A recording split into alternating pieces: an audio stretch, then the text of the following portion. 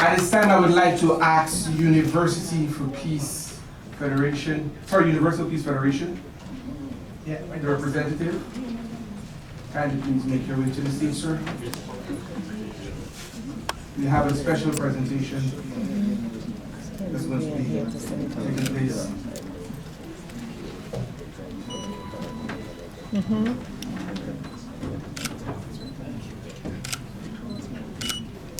Yes, I'm sure. I'll take you right now. Okay. We have a photographer. So Excellencies, distinguished guests, I was not planning to speak, but I was actually sitting in the General Assembly hall, as I do every year for the past 26 years, listening to speeches, trying to find peace, because this is the house of peace. And when I came here, I didn't know what to expect, but I see people who are actively engaged in creating opportunities for peace by bringing water. Water is more important than oil, as they say. Water is all our body, most of our body is made of water. The whole world now is seeking availability, abundant availability of water. So I came here because I very much appreciate the work His Excellency Ambassador, he is not here now, Nabi Kapoor. Yes, he's right over here. You are here? Yes, he's over Okay. Actually, what is your name? No means in my language is Nabi Kapoor means the great prophet. Are you the one, or shall we look for another? So, as I said, I'm not prepared for a speech, I'm not prepared for anything, but I'm prepared to really acknowledge our ambassador here with an award, which we usually give. I didn't even introduce myself. I am who I am. Is that enough?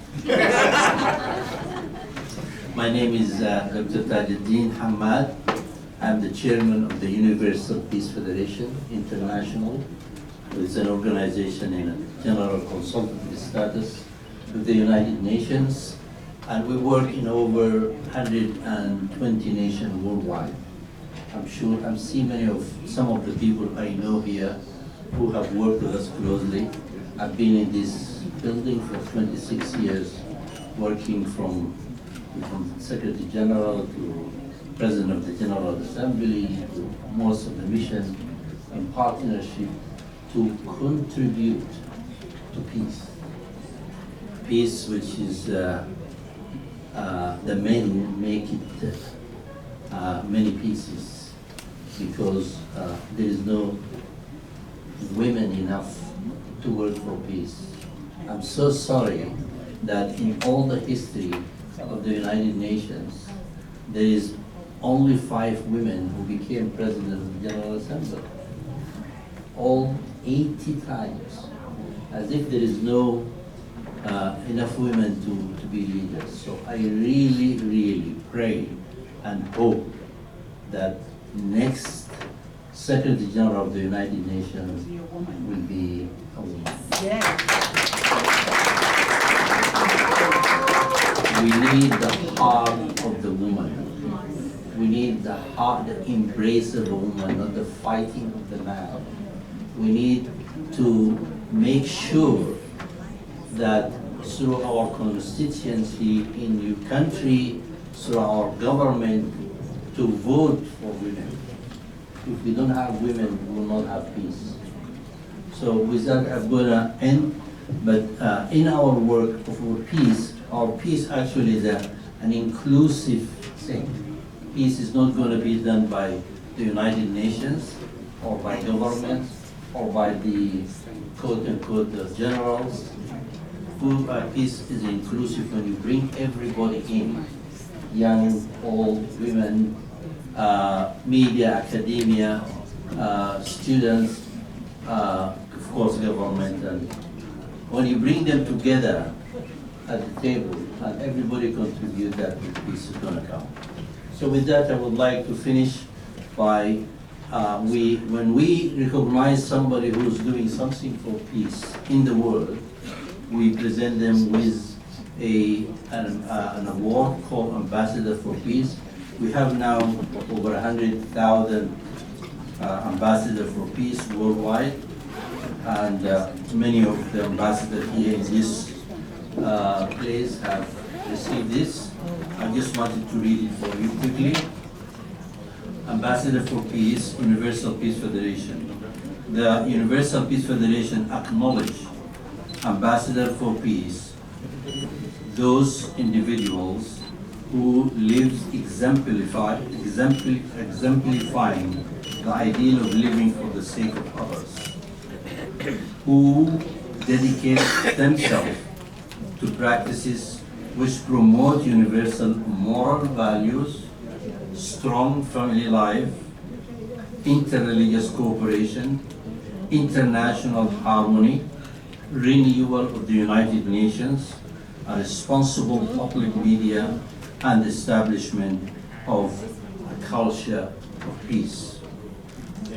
Transcending racial, national, and religious barriers, the Ambassador for Peace contributes to the fulfillment of the hope of all ages, a unified world of peace wherein the spiritual and the material dimension of life are harmonized. The Universal Peace Federation is proud hereby to recognize as an ambassador for peace His Excellency Dr. Nabil Kapoor, signed by Dr. Sun Mian, founder, and Dr.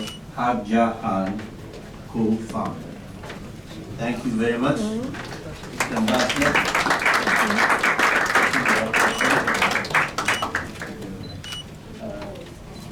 Hold it later. Give me your hand. That's a promise, right? Absolutely. Okay.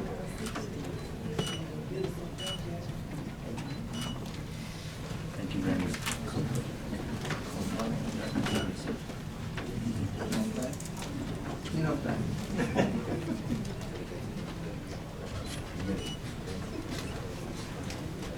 All right, Dr. Kapoor, please stay close. At this time, I would like to ask Her Excellency Professor Dr. April Ripley, Chief Ambassador Representative to the United Nations, Geneva, for Word of Life Ministries International, as she comes to make a presentation and appointment for Dr. Kapoor. Thank you, Dr. Bannister. I first would like to recognize the visionary for WSA, His Excellency Dr. Kapoor, to Her Excellency Dr. Okika, and to all of the excellencies gathered here today, ladies and gentlemen, and peace ambassadors. It is my honor on behalf of Word of Life Christian Fellowship, NGO and special consultative status with the Economic and Social Council of the United Nations, City of New York, Peace Ambassador Appointment Citation. Dr. Kapoor, would you join me, please?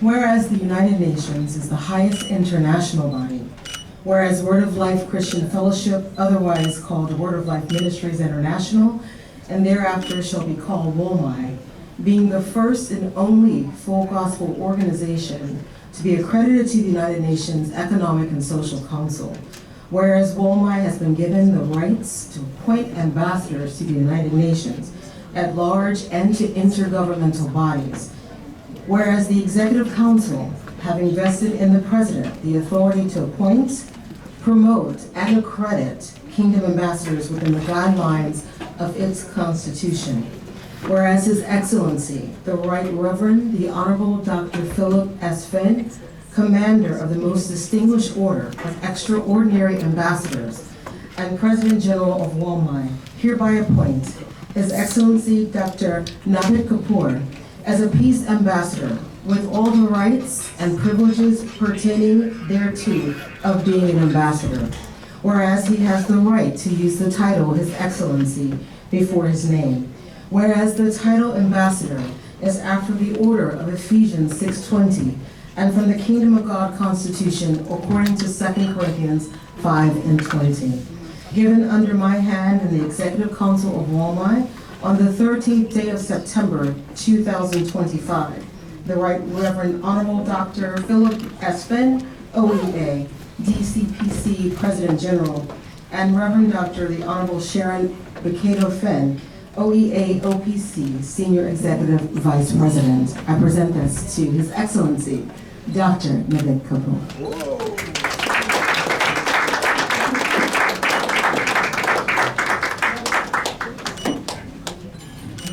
Right here, please. Thank you.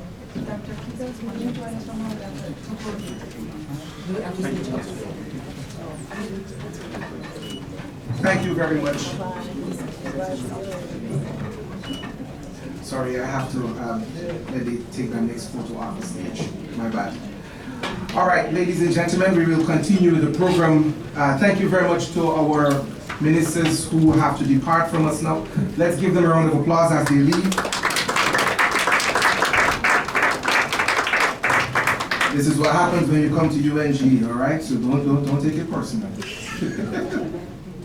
All right, so we're going to continue for the sake of time. Everyone, again, remember time is of the essence. That is one thing that waits for no man, all right, or woman. It is. All right, so we're going to continue the program. However, we only have 1 hour remaining. So that means I'm going to move you at literally 2 to 3 minutes so you can get your point across, and then we will keep it moving. All right, with that being said, I would like to ask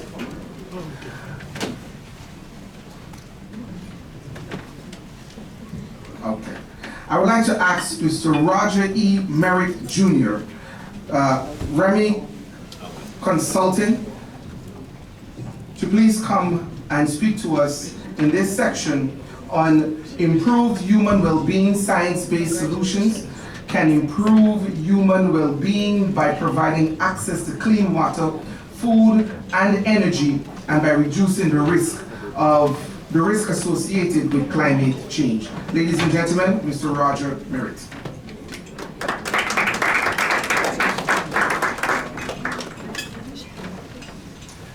Good afternoon, Excellencies, colleagues, and partners. My name is Roger Ramirez Jr. I'm an international waste management consultant with nearly 30 years of experience working in the U.S., Africa, Latin America, and the Caribbean. It's a privilege to share insights on how sustainable waste management practices can accelerate progress towards the UN 2030 agenda. The global waste management challenge is significant. 2 billion tons of municipal waste is generated annually worldwide, and waste mismanagement has been linked to inequality and climate change. Unmanaged waste is both a public health crisis and a climate challenge. It is not just an environmental issue, but also has social and economic impacts. From methane emissions to plastic pollution, unmanaged waste is undermining progress towards the UN 2030 agenda and sustainable development goals. The circular economy model, which is reduce, reuse, and recycle, turns waste into a resource while mitigating health and climate impacts. The 4 sustainable development goals that waste management directly advances are SDG 6 on clean water and sanitation, SDG 11 on sustainable cities, SDG 12 on responsible consumption and production, and SD 13 on climate action. Now, some best management practices are integrated solid waste management planning, waste diversion, recycling, greenhouse gas emissions reduction, and science-based climate resilient landfill design. Now, my experience in leading projects throughout the world shows that waste management systems, when coupled with strong regulation and innovation, deliver results, such as cleaner cities, new jobs, and measurable climate benefits. In the U.S. Virgin Islands, I wrote a master plan which modernized and transferred the solid waste infrastructure from unmanned trash bin sites and mismanaged dumps to a more robust solid waste collection and disposal system. The addition of tipping fees, environmental monitoring, standard operating procedures, and best management practices has allowed for a transition to modern sanitary landfills with high-density polyethylene liners and leachate collection systems. In Suriname and the Seychelles, I worked with governments, the World Bank, and the Inter-American Development Bank on integrated waste management strategies, capacity building, and strengthening household and hazardous waste regulations. To deliver the 2030 agenda, we need integrated approaches such as strong governance, investment in infrastructure, public-private collaboration, inclusive community engagement, and scalable solutions tailored to the particular environment with measurable and achievable deliverables. In closing, waste management is not just a challenge, but an opportunity to drive circular economies, build resilience, and achieve the 2030 agenda. Thank you again for the opportunity to share my insights, and I look forward to our continued collaboration.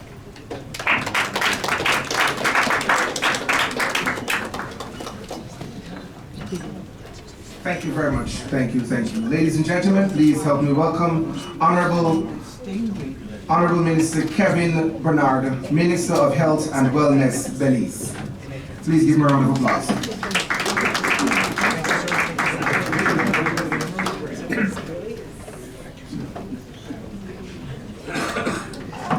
My apologies, I got a bit under the weather. Good evening, Excellencies, distinguished colleagues, ladies and gentlemen. It's an honor for me to address you today as we discuss over the past few hours and going on to this afternoon how science-based solutions can drive economic growth while ensuring environmental sustainability.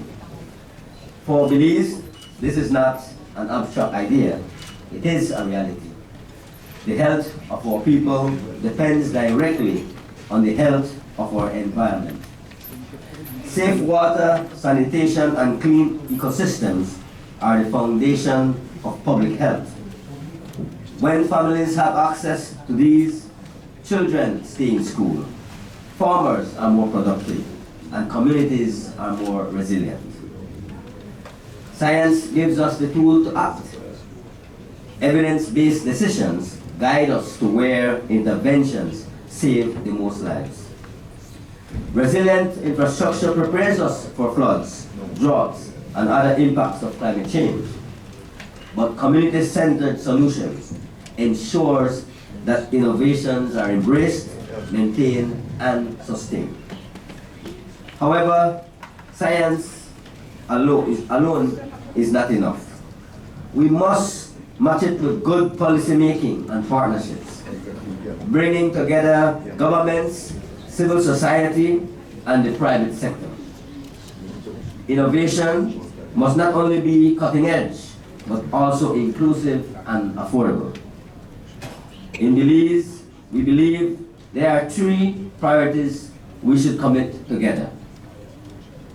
One, scale that works. We must replicate proven models of safer water, sanitation, and health systems. We must invest in people, therefore training our local workers and leaders who can sustain systems beyond projects. And we must strengthen the collaboration and share knowledge and co-develop solutions across Africa, the Caribbean, and the wider global south. Excellencies, friends, the message is simple. The health of our people and the health of our environment are inseparable. With science as our guide and partnership as our strength, we can ensure that growth that is sustainable, equitable, and resilient. I thank you. Thank you very much, Honorable Minister. At this time, please help me welcome Dr. Eileen McDougall, Executive Leadership Development Expert and the PATH, PATH, to Exceptional Employee Performance, speaking to us on From Boxing Gloves to Comfort Culture, Bridging the Generational Leadership Gap. Ladies and gentlemen, Dr. Eileen.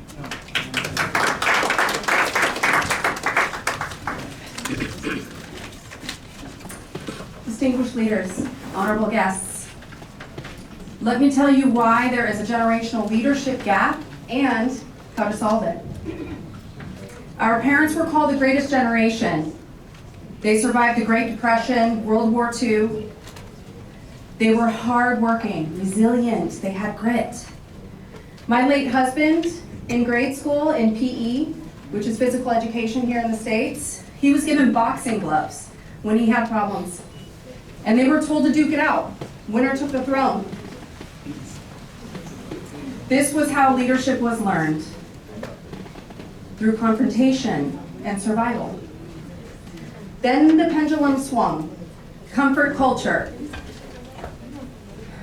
handed trophies, winners and losers.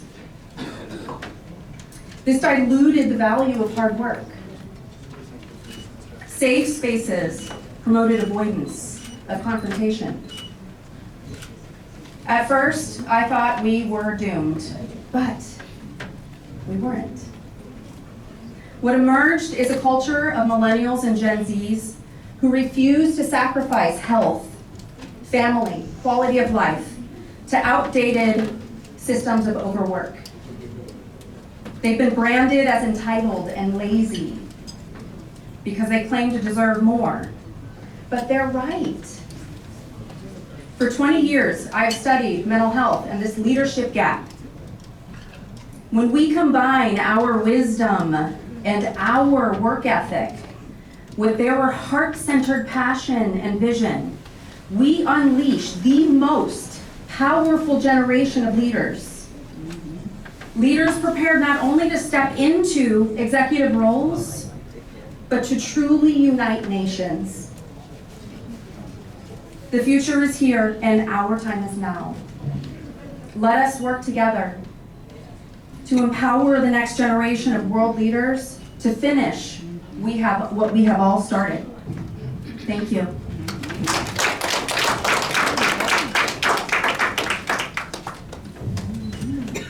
Thank you very much, Dr. Eileen. Let us welcome now Honorable Denzel Douglas, Minister of Foreign Affairs, St. Kitts and Nevis. Please, let's give her a round of applause.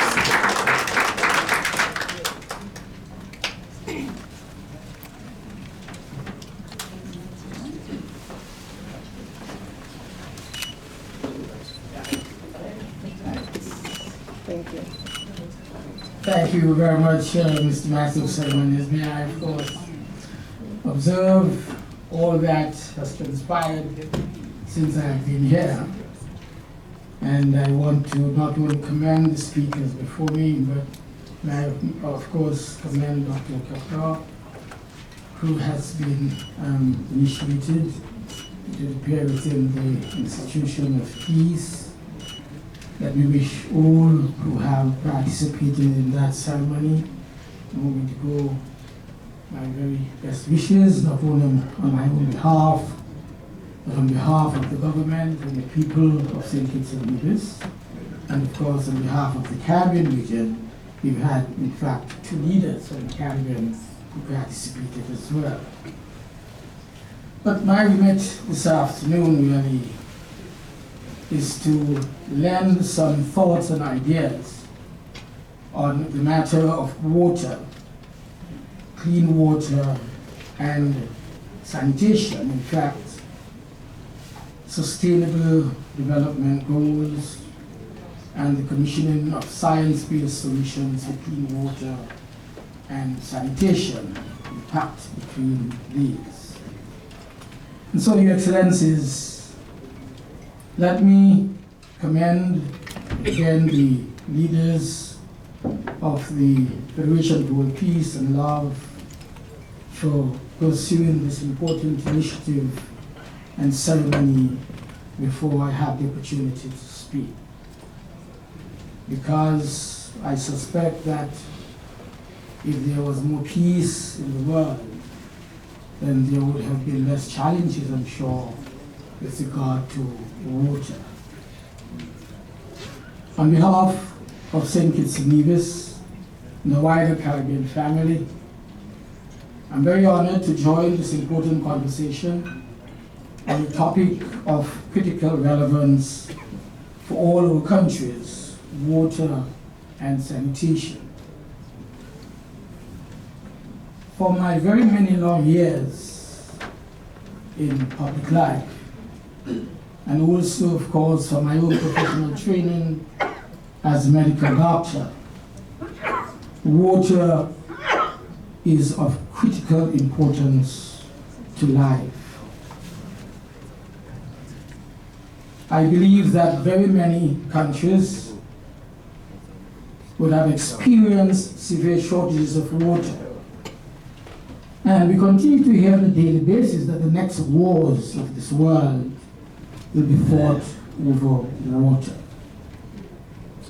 And so for small island developing states like mine in the Caribbean region, and indeed for many countries across Africa, access to clean water and safe sanitation are existential priorities currently being threatened by the vagaries of climate crisis. Our meeting here today is more than simply of diplomatic formality. It, in many ways, reaffirms the bonds and the shared experiences across our regions, and is in fact a recognition of the common challenges that we face, and an indication that we understand the power of collaboration in our solution building. Clean water and sanitation are matters of health, but also matters of survival, matters of dignity, and matters of our development. The availability or lack thereof directly affects the lives of our people, our own ability to sustainably develop, and indeed the safety and security of our nations. And so if we are to sufficiently address the complexities of water scarcity, pollution, and declining water quality, reality is that many of our countries are currently navigating, then we must do so backed by the strength of research and science-based findings. Commissioning science to help tackle these issues ensures that every course of action we undertake, in fact, every method of innovation that we may seek to explore, is tailored and context-specific and can be carried out with a focus on the precise needs of our countries, irrespective in which region of the world we exist. Scientific methods can help with predicting water shortages and impending weather events, water quality testing, nature-based solutions, the creation of adaptive climate models, policy reformation, and opens the door for partnership and increased exchange. In order to effectively build resilience, and in order to ensure that actualizing science-based solutions, especially where water sanitation is concerned, requires increased cooperation on and across all levels of which we are aware. And that is why facilitating and participating in spaces like these is such a necessity. For St. Kitts and Nevis, a federation of 2 small islands, just about 100 square miles in size, we are working toward becoming a sustainable island state by the year 2040 through our own the nation's Sustainable Development Accelerator model, our small island state agenda, with water security being one of the 7 pillars of progress that will help us so to do. This agenda has partnership and science and research well enshrined into its very foundation and the core of its operations. And it is in this vein that we welcome the spirit of Pan-Africanism that undergirds your organization and join you in solidarity on your mission toward water-safe, science-forward populations. Indeed, the opportunities for greater collaboration are very clear. And it is my hope that we can move beyond dialogue and directly into action. Together, the Caribbean and African regions can lead by example by making the achievement of the SDG 6 a lived reality for all of our people. And so to this end, I wish us good success today and look forward. I look forward to the continuation of this collaboration in whatever form. May it please you. Thank you. Thank you.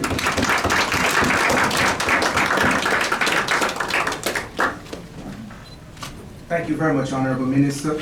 At this time, I would like to invite Mr. Marco Gam, founder and CEO of Comedia Apps, as he comes to speak to us on human-centric digital transformation, fostering collaboration, culture, and creativity in the digital era.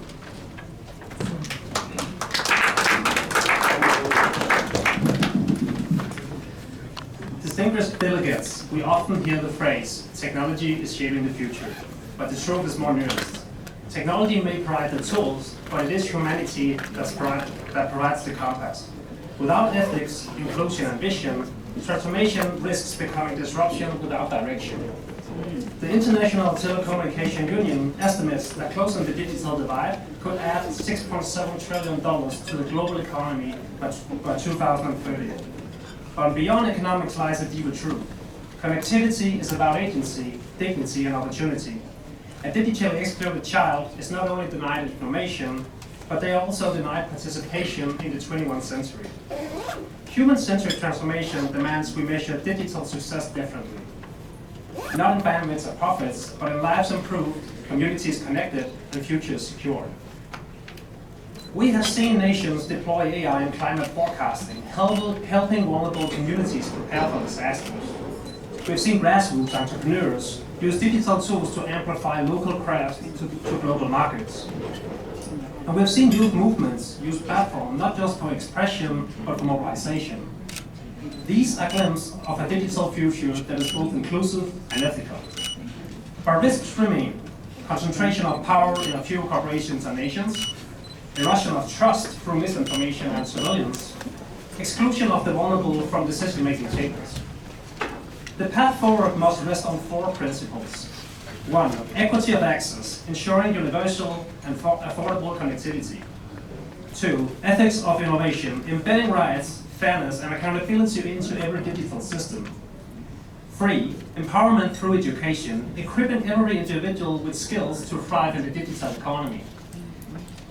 And 4. Collective governance, fostering multi-level frameworks so that no community or nation is left behind. Excellencies, the digital revolution is not inevitable, it is intentional. The choices we make today will decide whether technology deepens divides or dissolves them. Let us ensure that digital transformation is not only fast but fair, not only smart but just, not only innovative but profoundly human. Thank you. Thank you very much, Mr. Marco.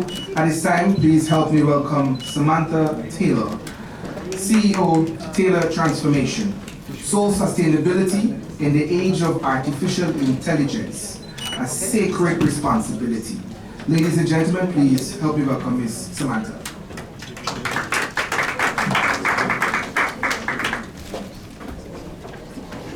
Excellencies, distinguished heads of state, and esteemed delegates, I stand before you as a woman who has lost, who has overcome, and who has rebuilt. And I feel a sense of urgency that I have never felt before. Humanity is at a pivotal moment in time, with artificial intelligence projected to have an increase of 100 years of advancement in only 10 years. We must ask, what is at stake with this growth? In this rush towards a digital world, are we building a future for humanity or a future for only technology? Sustainability being defined as meeting the needs of the present without compromising the needs of the future. AI can bring incredible advancements, even in the medical realm, in our everyday life efficiencies, as well as in business. But if we lose what makes us human, we will have built a world that cannot even sustain the people that live in it. Although many jobs are projected to be replaced by AI, what cannot be replaced is our soul and our consciousness, which was created by God. We must protect this. No algorithm can replicate this. Jesus asked a powerful question 2,000 years ago. What does it profit a person to gain the whole world and lose their soul? Whether one believes in God or not, the most advanced AI system out there that's said to be smarter than all PhDs combined, or thousands of them, actually concluded after looking at the data and the science that there's no way that life was existing without a creator. I think it's ironic that it came from an AI system. Throughout history, the Bible has been the most widely circulated book in the world, the most quoted, the most sold in the world, impacting billions of lives. For thousands of years, the Bible has shaped civilizations, ethics, and law. For morality started with God when we think about it. Its enduring wisdom has guided people, nations, and families. I stand before you as living proof of applying this wisdom. For 30 years, I have committed to reading the Bible about an hour a day and studying it very deeply. It helped me transform my thinking, which changed my behavior, and I watched a transformation in my life. I learned how to thrive and rise again and again when life tried to take me out. I overcame addiction, survived domestic violence, and overcame devastating loss and emerged stronger. I watched my 7-figure company, health and fitness business, collapse during COVID. But then, the unimaginable happened. My husband of 29 years, in the best shape of his life, suddenly became ill, and he died. I was in shock, and I looked up on the wall, and the only thing that I could do in my shock was I hung this plaque called Hope, and I just cried out to God, I have hope in you, because I knew I could trust him. Yes. I knew that he was faithful. And I knew in the midst of tragedy that there can even be a plan. I had hope, and that's what this world needs, is hope. Not only now, but in the age of AI that is going to transform our world in the next 10 years, we need to be on top of what is happening and not be blind to what could happen to humanity. I stood on the Word of God. This wisdom is what gave me strength. I thrived, and my relationship with God helped me to be strong, helped me to start over. All of a sudden, my pain became a platform, and it became my mission It became my mission. Thank you, it's tissue. It became my mission to help other people learn how to apply this Word of God to transform their life. So I launched my own television show that's on national TV, soon to be worldwide. It is self-funded, and we are taking it all over the world because I want people to see how their life can change when they apply the power in this book.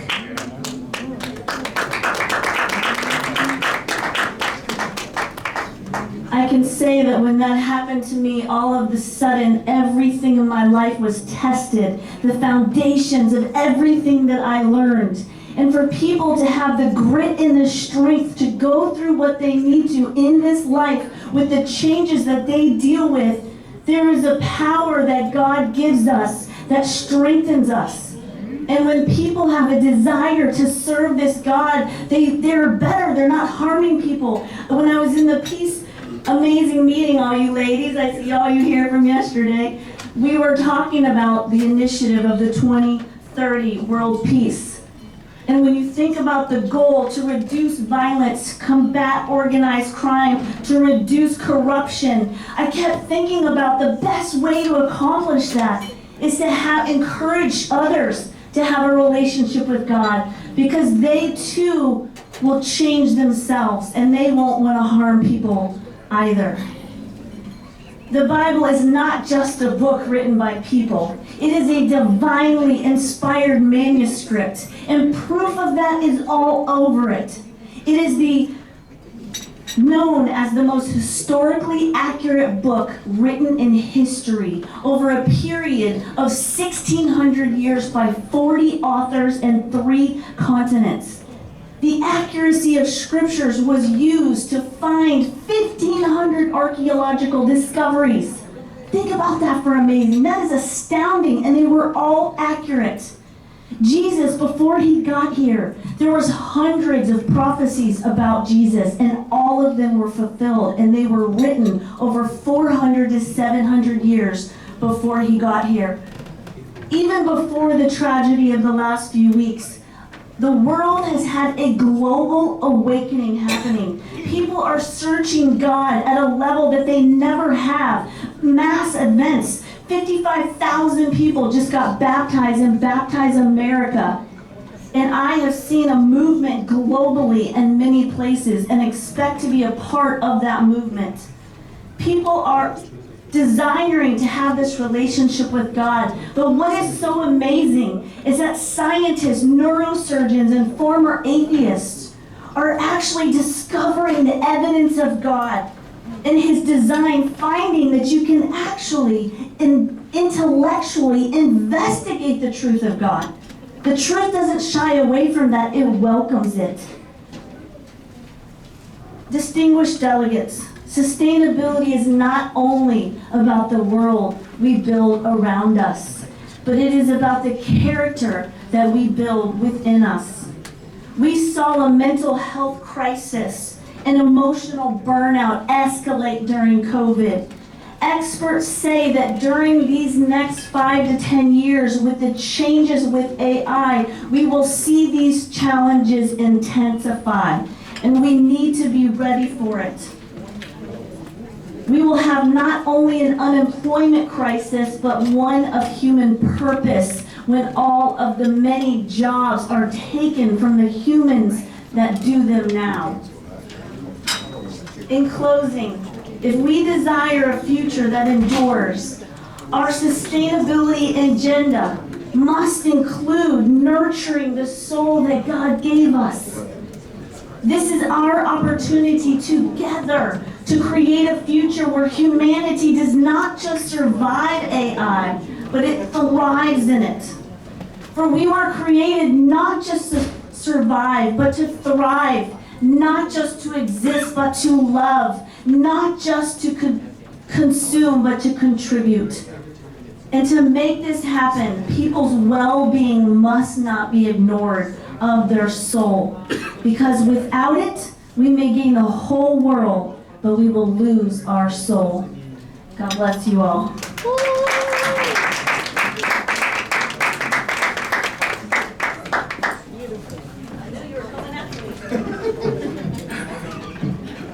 It did sound so. She escaped. Ladies and gentlemen, in the same vein, in the same spirit, please help me welcome Honorable McHenry, the Member of Parliament for Namibia. Let's give him a round of applause, please.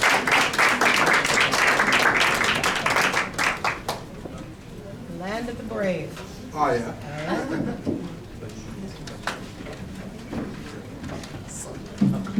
Thank you very much. At this very late hour, Excellencies, ambassadors and plenipotentiaries of states,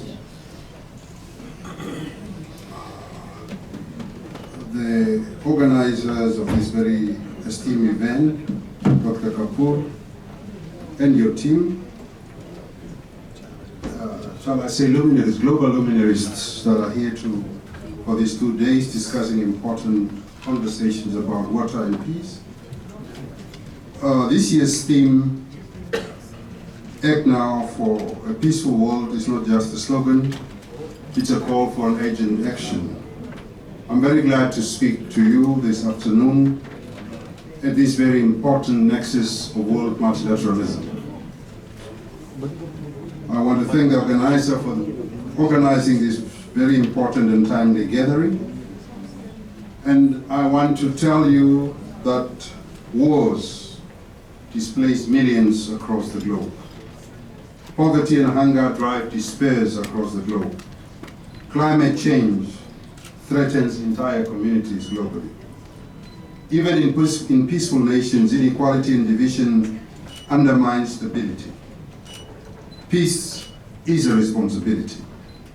It is not an abstract dream, but it's a daily duty for all those that are prepared to lead to make sure that our citizens, the populace of the world, are having peace in their lifetimes. It requires from leaders resolve of nations, commitment from its citizens. I come from a country, Namibia, the land of the brave, a country itself that suffered for many years under colonialism and apartheid. We overcame a brutal liberation struggle. Today we have peace in a country that was 35 years ago within the realm of South Africa under apartheid. Today is playing its role as a peaceful nation and peaceful keeping missions of the United Nations. I want to honor the role of women present and before us that have played a catalyst role in making sure that the world is a better place than it ought to be. Women plays a huge role, especially through classrooms, teachers that are teaching our young and imparting knowledge to our young about the importance and the values of peace. Director of Ceremony, 4 key actions, in my view, need to take place for peace to hold globally. First, education for the youth. We must teach our young people to reject hate, embrace tolerance, and celebrate diversity. If we do not celebrate diversity and appreciate it, we will not have peace. Ask yourself a simple question. The race issue here in the United States of America. The treatment of those that works in our homes as domestic workers. Do we treat them fairly? Do we treat them as ordinary human beings? Because peace starts from the heart. And if you treat your next fellow human being peacefully, the world will endure and will have peace. We must promote inclusive growth. There can be many peaceful countries, but if there is no inclusive growth of nations and people, there won't be peace. If there is hunger and poverty, even if your country has not seen war, your country has not seen peace. Because if you do not address the socio-economic lapses in economies of our people, we will not be able to address the question of peace. We must improve and promote inclusive growth. That is very fundamental. We must build partnerships because peace grows from the ground up, not imposed from above. One important area that we must address is how the world trade with one another. Are weaker nations benefiting from the world global trade regimes? Are they benefiting in technology transfer? Are they benefiting in value addition of their resources? Because we can only maintain peace if all countries are sub-beneficiaries of economic growth across the world. Those that are rich today should not think they are rich because others are fools or because others are poor. They are rich because they are enduring the price of knowledge. And if you are not sharing that knowledge, those that are in the majority would be able to come down on you. We must address climate change. Lastly, it is important in our lifetime to find peace. It is important for us to ring the peace bell that we rang here, but ringing that bell alone without taking concomitant action to bring about peace will not take the world forward. Peace is not merely a dream, and it must not merely be seen as a dream, but it must be seen as a lived reality for every woman, for every child, for every community. Let's continue to harness here at the center of multilateralism the journey of peace, and it starts with the heart. Thank you very much.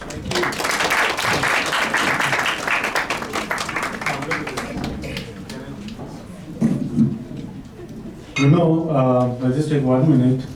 Honorable McHenry is one of the most leading parliamentarians in Africa.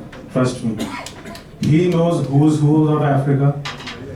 If I want to find anybody in Africa, I reach out to him. So he is my go-to person. And he has been such a good friend, member of Pan-African Parliament as well. One of 55 regions he's representing.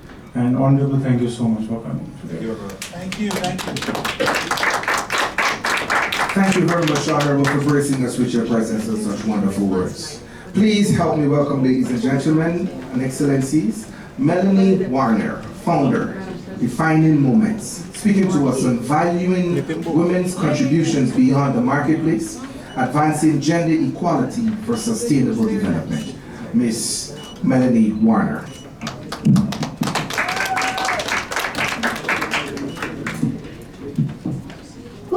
Long day, huh? Distinguished leaders and colleagues. In this global economy, we often speak of commodities that shape our world. Gold, oil, data. Yet one of the most exploited resources is not a natural one.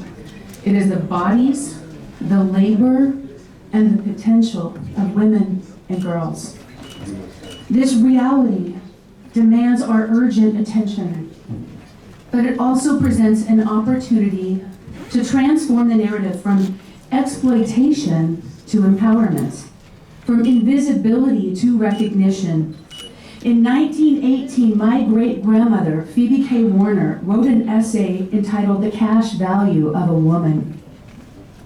In it, she placed a nickel on each task that a woman performed daily: childcare, education, caregiving, financial management, and calculated the worth in 1918 as $30,000 a year. In today's terms, that's over $300,000 a year. Her intent was simple: to show that women's unpaid labor has always underpinned society's wealth. Over a century later, the question of value remains. Women are no longer hidden contributors. They are the CFOs of families, logistics managers of communities, architects of grassroots change. They manage conflict. Hello, carpool. They nurture peace. They have skills that are critical to sustainable development, yet still undervalued in global policy and economic metrics. If we were to achieve the vision of the 2030 Agenda and Sustainable Development Goal 5, to achieve gender equality and empower all women and girls, we must do more than offer women a seat at existing tables. We must design new, inclusive tables where collaboration replaces hierarchy, where every voice is heard, and where women are recognized not only as participants, but co-authors of the solutions that we seek. History has often been written as his story. Today we have the chance to make it our story. And in doing so, to build a sustainable world where women are not measured by the cost of their bodies, their beauty, or their labor, but by the power of their leadership. Thank you.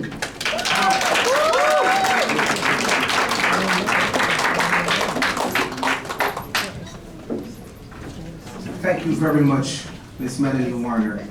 At this time, we're going to have one of our speakers speak to us, pre-recorded video. Mr. Sandhu, the Director, Compliance, Risk Management, and Strategic Planning, as well as the Australian Higher Education Group, speaking to us on quality assurance as the cornerstone of educational integrity. Please go ahead. Distinguished delegates, my name is Sukh Sandhu and I'm from Compliance and Quality Assurance, and my topic is Quality Assurance as the cornerstone of educational integrity. Quality assurance is not a technical exercise. It is an architecture that upholds the very trust society places in education. Without it, degrees lose their credibility, learners lose their protection, and institutions lose their legitimacy. Over the past 30 years, my work has revealed a simple truth. When quality is treated as a checklist, education falters. But when quality is treated as culture, education thrives. We have witnessed how proactive, system-driven quality can shift institutions from compliance-driven fatigue to resilience, creativity, and global recognition. Yet, the challenges persist. Recognition and accreditation standards vary widely between nations. A qualification that opens doors in one country may be meaningless in another country. The draft fragmentation makes it difficult to track the true impact of education on competition, employability, or student well-being. Worse, the rise of essay mills and contract cheating. These services are very much threatening academic integrity, undermining trust in the system at its core. What must we do? We must embed academic integrity into every rule, every process, every classroom. Governments must act decisively to shut down contract cheating services. Regulators must protect not only compliance, but also the dignity and rights of learners, domestic, international, and especially the vulnerable students. We must also invest in intelligent ecosystems, digital platforms that integrate performance data, student equity, educator well-being, and institutional risk. These systems allow us to see the signals early and act before small gaps become deep cracks. And critically, both staff and students must be educated about the ethical use of technology, including artificial intelligence, so that innovation empowers rather than erodes academic integrity. True quality assurance is not about restriction, it is about resilience. It bridges compliance and creativity, guarding against risk while opening doors for innovation. It ensures that trust once earned is never broken. Because educational integrity doesn't begin with policy, it begins with purpose. And when quality assurance is designed ethically and delivered consistently, that purpose becomes protection, progress, and trust for every learner everywhere. Thank you so much for listening to me.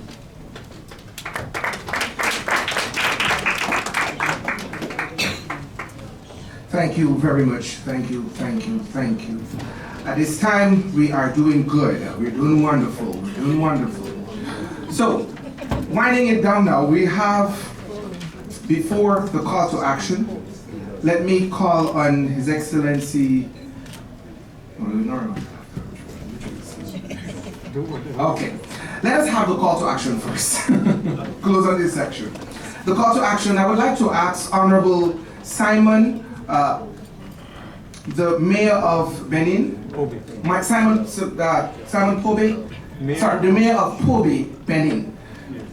Kindly please come and give us a call to action for 2 minutes.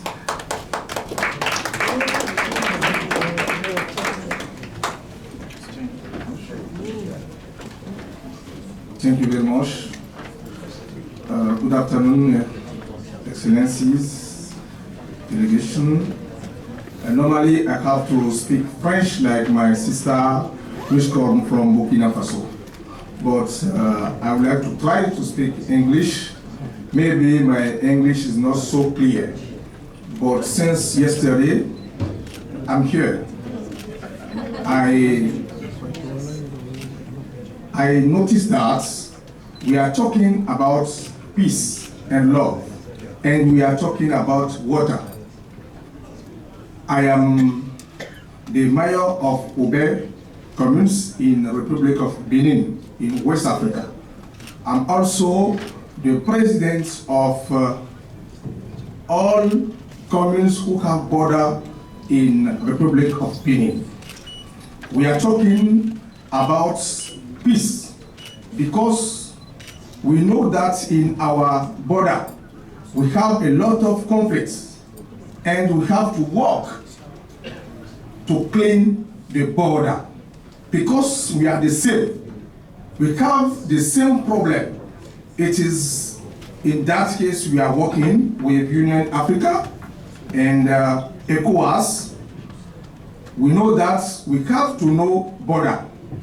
We have to accept it, but we have to work and clean the border because we have the same problem. About the water, water is the life. Me, I'm coming from Kobe. We are practice agriculture.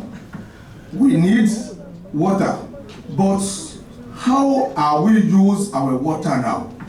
We don't have plan to use it. We are talking about climates. We done a lot of meetings, but our population don't need theoretic solution. They need practical solution. What we are doing, we are the authorities, we are the leaders. What we are doing to get solution for our population, I think that is our preoccupation now. It is why when my friends invite me, I say that I have to come here to share our problem. We know the problem. How to get solution. That is our preoccupation. That's right. That's right. I thank for God that I'm here since yesterday. We are talking, we are writing something, but we have to go in action. It is time to go in action. That is my contribution, and thank you very much.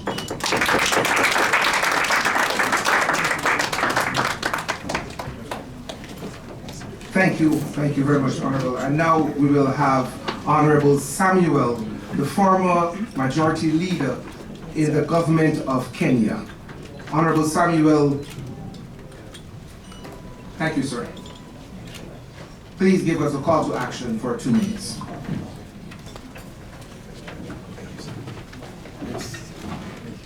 Excellencies, delegates, WSA class of 2025. And I hope there will be the same class or more next year. My name is Samuel Provision. I just want to give you this. I come from Kenya, and I've been in government. I've been a minister for ICT in Kenya. I was the last majority leader in the Senate. I have worked with Dr. Kapoor in many, many areas, and I know his heart, and I know those who work with him. I want us to imagine for a moment that there was a problem with the internet in this city. How quickly will it take for the city to restore the internet? You think it will take more than a day? How about if power went off? Will they restore within a day? They must restore. Why? Because we are the powerful people. But there are people in the world who don't have water for generations, for many, many years. When I was Minister for ICT, I was able to cover the entire country of Kenya, digging, putting pipes, putting cables all over Kenya to deliver internet. And the effort to supply water to the people is not as much.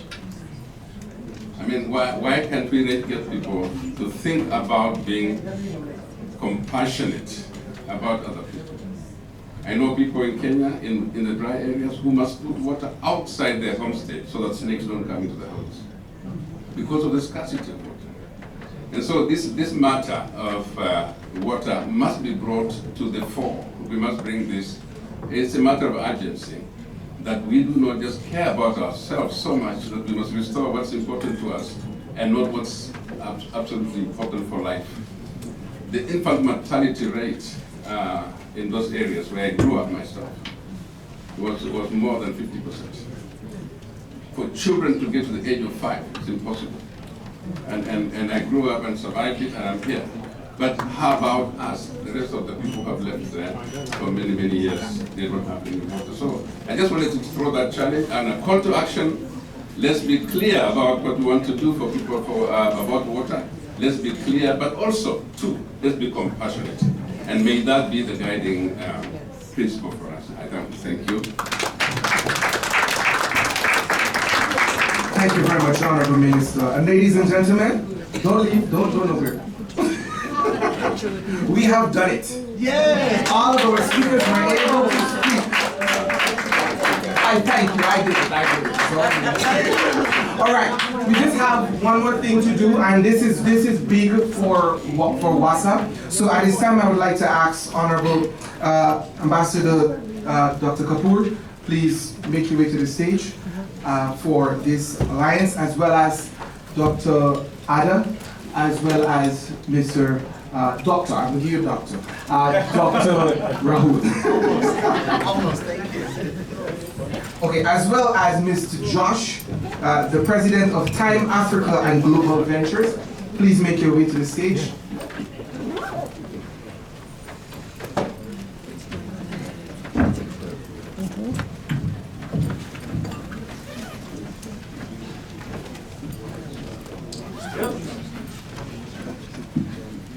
Distinguished guests, excellencies, thank you so much for sticking around for so long. I hope everyone is well fed and well sustenance. So the partnership that we were announcing, Global Venture Partners has had the privilege of talking to Dr. Kapoor for a long time now. We are a multilateral venture firm, so we control Billboard, Rolling Stone, Time, and Bob Report for the African continent and West Asia. And what we wanted to announce is we're making a $10 million investment into WSA. It's something that we're very excited about. It's an organization we're very excited about. When we look at the African continent as it pertains to the innovation and the growth not only of the young people, but also of established entities, the narrative needs to change. There's so many exciting things going on the continent a lot of people don't know about. Hence why we became a shareholder and started to work with Time to make sure we told these stories. Similarly with Rolling Stone, similarly with Billboard, similarly with Bob Report. So I'm very, very pleased to announce this partnership. I'm very pleased to announce working with the United Nations and working with WSA to create something truly impactful across the continent, whether that be security, whether that be sustenance, and whether that be the growth of a number of projects across the African continent to make sure that WSA remains a success for years to come. Thank you.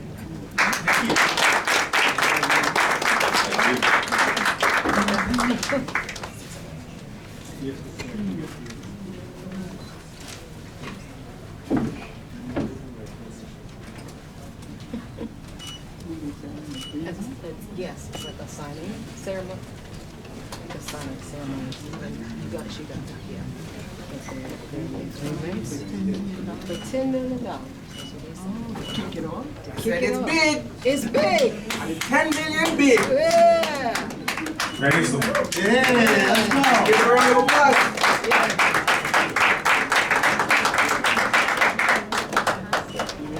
And the handshake.